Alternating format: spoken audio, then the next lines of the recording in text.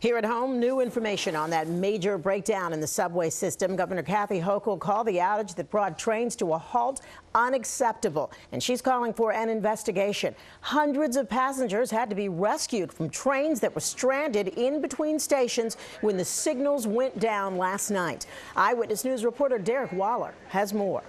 Governor Kathy Hochul now ordering a full investigation. And imagine this, you're on the train, it comes to a stop, and then you're told to get out of the train and walk through the tunnel.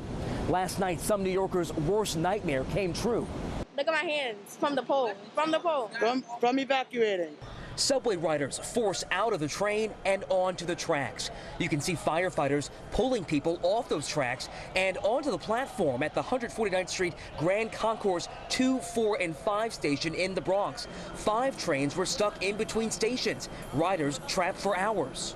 They kept saying they don't know what's going on. For an hour and 36 minutes, we were trapped on the train. 2-3 hours. I mean, almost 3 hours. The fiasco started around 8:25.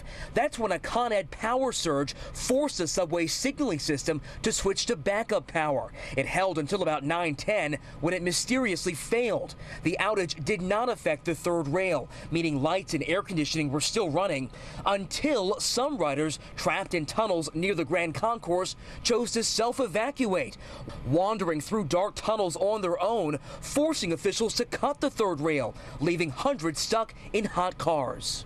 Service finally restored at 1:29 in the morning.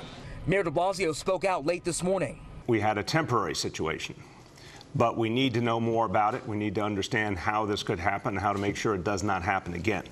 Speaking outside MTA headquarters, Governor Kathy Hochul called the failure an unprecedented system breakdown.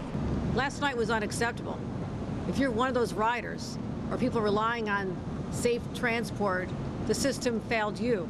Can you assure riders today who are taking the subway every day to work that this won't happen again?